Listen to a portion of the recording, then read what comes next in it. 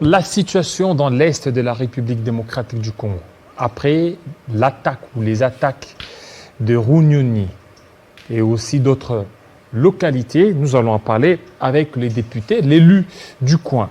Celui-là, c'est Josué Mufula. Bienvenue. Merci bien David, c'est un Ouais. plaisir de revenir sur votre plateau. Voilà, on vous appelle Mandela congolais, pourquoi? Ben, je ne sais pas, c'est après mon arrestation que tous les jeunes de Kitambo, de Station Ma Campagne, de partout criaient sur moi comme cela. Donc, Alors, on s'attendait aujourd'hui à une plénière, aujourd'hui, mais fort malheureusement, il n'y a pas eu plénière. Ouais. Qu'est-ce qui se passe au niveau de l'Assemblée nationale? ben, j'étais Parce en qu'il route.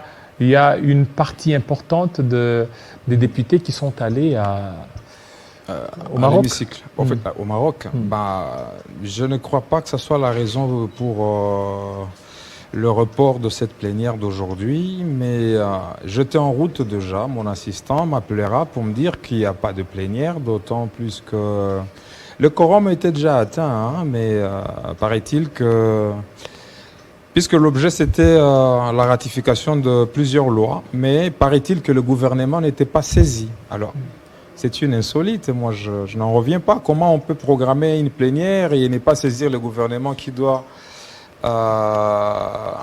bien entendu, répondre à cette plénière pour la ratification de ces lois-là. Donc, en fait, je ne sais pas. Donc, le gouvernement n'a pas été saisi. J'ai rebroussé chemin à partir de la station Ma Campagne. Hein, donc, je suis rentré chez moi. Donc, voilà. Et je ne crois pas que ça soit pour le Maroc, bien que les députés en pleine session parlementaire ne devaient pas se livrer au loisir, d'après moi en tout cas. C'est une question de responsabilité. Hein. Je ne vois pas pourquoi on doit aller danser les Sakayonsa et acclamer. Nous voulons bien que nos léopards puissent être qualifiés en tout cas. Nous prions pour ça, nous les soutenons moralement, nous les soutenons de toutes les manières possibles, mais personnellement, je ne peux pas acclamer ce genre de choses. Ça devient comme le mouziki, ça devient comme l'Ikopa. Et surtout que sur la liste en question qui circule dans les réseaux sociaux, la plupart sont de l'Union sacrée, à part Fofo Konzi et quelques autres. Mais moi, je ne sais pas comprendre. Le football, en principe... Avec 3800 dollars. 3500 de 3500 dollars. C'est Papa Molière qui l'a dit. Moi, je n'ai pas été à la caisse pour voir combien on a défalqué pour ça. Mais seulement, je dis, on pouvait chercher d'autres citoyens qui pouvaient bien aller accompagner nos léopards, des citoyens simples. Pourquoi pas même, nous avons des citoyens qui apprennent le football à Oujana, il y a d'autres qui sont dans des centres de football. Pourquoi ne pas leur donner cette occasion d'aller vivre ça et acclamer en même temps, accompagner nous? Mais les députés, en pleine session parlementaire, doivent laisser leur travail pour aller applaudir. Écoutez, je ne sais pas où est-ce que nous...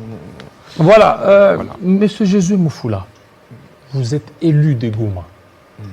Mais on voit maintenant la résurgence du M23.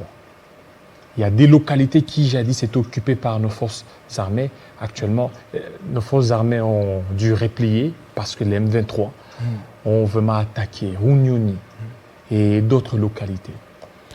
Ben, je voudrais en tout cas rendre hommage au chef de l'État, commandant suprême des forces armées, le président Félix-Antoine Tshisekedi Tshilombo, parce que visiblement il a la volonté en tout cas de faire taire les armes qui ont longtemps endeuillé nos familles à l'est de la République.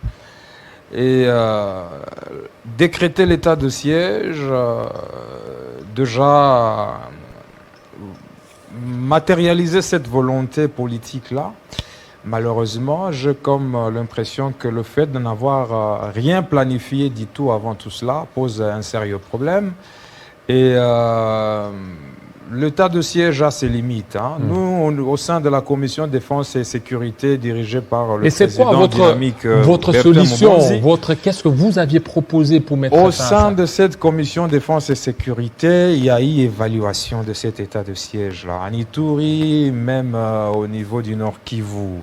Et on avait proposé, entre autres, en son temps, de pouvoir, bien entendu, réqualifier l'état de siège. Hein. On pouvait quand même laisser les gouverneurs militaires, toutes ces autorités militaires, se focaliser vers les zones de tension, comme à Beni, par exemple, pour le cas du Nord Kivu, et laisser l'administration civile du côté de Goma, où il n'y a pas assez de problèmes, bien qu'il y a quand même l'insécurité, le kidnapping qui continue, mais on a proposé ce genre de résolution, des recommandations au sein de la Commission défense et sécurité, et malheureusement, la plupart de ces résolutions n'ont pas été appliquées, votées à l'unanimité au sein de la plénière souveraine de l'Assemblée nationale.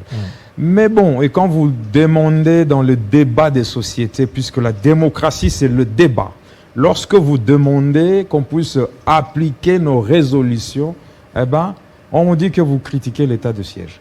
Je voudrais ici demander au chef de l'État de laisser chacun faire son travail. De nous laisser, nous, le député, par exemple, l'aider à atteindre ses objectifs. Pourquoi à tout moment, lorsqu'il s'agit d'un contrôle parlementaire, eh ben, ça devient des histoires. Il y a un mot d'ordre, il faut... donc vous attendez les mots d'ordre. Lorsqu'on essaie de critiquer... Ben, moi, j'étais arrêté parce que je me portais en faux contre la vente des gilets des motards. On imposait à chaque motard d'acheter les gilets à 15 $. On imposait aux taxis de peindre la couleur et ne le faites pas partout, mais seulement au bureau du maire de la ville. C'est là où il faut peindre seulement tous les taxis à son bureau. Pas dans le garage ailleurs, à son bureau. Mais écoutez, est-ce que c'est ça la priorité de l'état de siège pour lequel le chef de l'État a envoyé ses militaires aller là-bas? Donc moi je crois que quand il y a grève pendant 3 jours sans taxi dans la ville. Les gens marchaient à pied.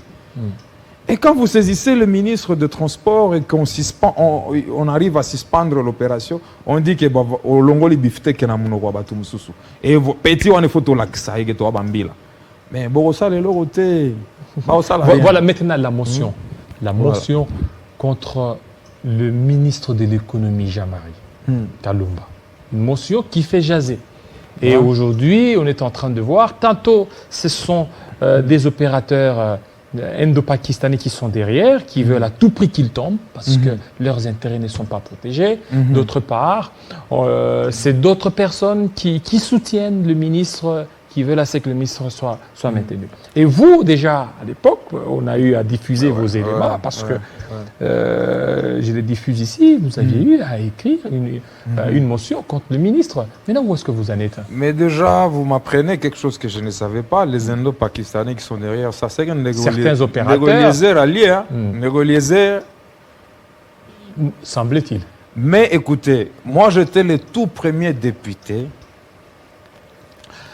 Dès mon retour des vacances parlementaires à Goma, une population qui a connu Ebola, qui a connu pandémie Covid-19, qui a connu l'éruption volcanique et enfin l'état de siège avec la restriction des libertés, des mouvements où les gens souffrent énormément. J'ai vu les gens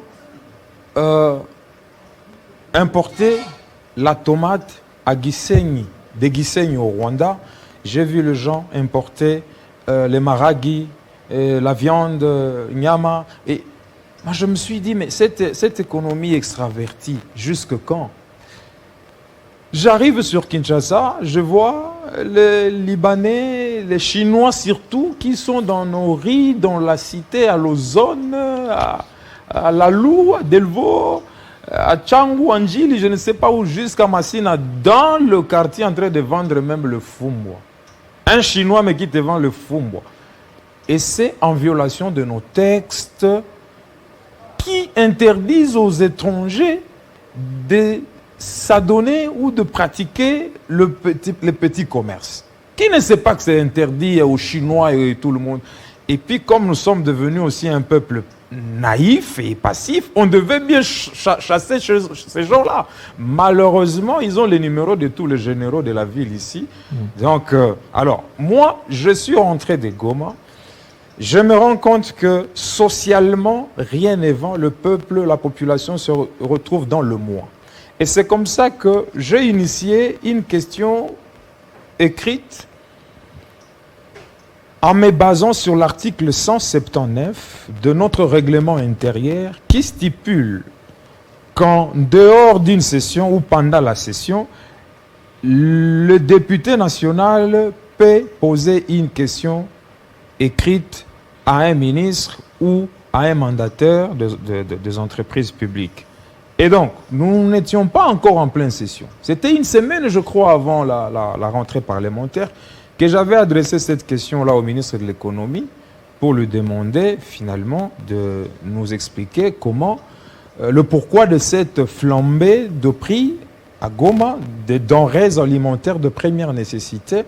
Ce n'est plus une flambée parce que ce n'est plus partiel. C'est maintenant généralisé et donc on peut parler maintenant de l'inflation. Pourquoi cette inflation-là? Et donc, pour le reste, moi je ne sais pas ce qui se passe. J'aurais même appris que ça serait parce qu'il est de l'AFDC et que le partage de postes au niveau des établissements supérieurs universitaires, ce partage-là n'a pas été équilibré, accepté donc, par les deux présidents, il y a un problème deux chambres de les deux parlement. présidents. J'aurais appris quelque chose comme ça, mais je dois vérifier. Mais s'il s'agit de règlement des comptes, vous voyez même celui qui m'a précédé ici. Il est porte-parole de l'Union Sacrée, paraît-il. Communicateur. C'est comme ça, communicateur. C'est comme ça que vous l'avez présenté. Mais vous avez suivi? Il parle de Adubango Sami, notre collègue qui est, en fait, tous les deux sont nos collègues, et même Lutundula, qui sont au gouvernement, et ils sont dans le même ministère, mais ça ne va pas entre les deux. C'est depuis le début de leur fonction donc, là-bas. tout ça, c'est que vous demandez à ce qui est remaniement. En tout cas, personnellement, je proposerais cela. Je crois qu'il faudra quand même évaluer. Ils ont déjà dépassé 100 jours. Il faut les attendre au résultat. Il faut les juger. Mais remaniement jusqu'où? Jusque quand? Parce que d'ici là, ça sera 2023, les élections. Remaniement, ça risque un peu de retarder. Il n'y a pas cohésion nationale. Même au sein de l'Union sacrée, c'est comme un panier de crabes. Mais tous voulaient aller au Maroc, non? Tous les 300 voulaient aller au Maroc. 300 députés? Oui, tous de l'Union sacrée. Mais il y a une liste qui est sortie. Et je ne sais pas, ces 10 personnes qui ont été retenues. Bon, ils ont eu quand même un non, peu de... Non, pas 10, à peu près 13 ou 18 personnes. Ben, je n'en sais rien, moi. Écoutez, je me consacre à l'essentiel sur mon pays. Les restes là, les Djalelo, ça ne me regarde pas. Donc pour vous, vous voulez à ce qui est remaniement ministériel? Ça serait je crois que mais il faut évaluer les résultats de ces gouvernements. Je crois que le peuple est toujours dans le moi jusqu'aujourd'hui. Les gens vont moisir dans les attentes parce qu'on continue à espérer que les choses peuvent changer demain ou après-demain, mais finalement, je ne sais pas, les mourongo de Maragui à Goma qui coûtaient autant, les pommes de terre, je crois que c'était à 600 francs congolais aujourd'hui, je crois que c'est à 1000 francs maintenant à Goma. Et donc, je ne sais pas, un habitant de Goma, si on lui demandait de juger ce gouvernement, il va le juger de quelle manière, en fait. Voilà, merci. Merci beaucoup, monsieur Josué Mufula de Mandela, le Mandela Congo. Voilà, tout de suite, on va parler un peu de la géopolitique, géostratégie, avec Jean-Marie Kassamba, pour certainement parler de cette guerre russo-ukrainienne. L'impact sur l'économie de la République démocratique du Congo. Quand on sait qu'il y a la hausse vertigineuse du baril de pétrole. Tout de suite.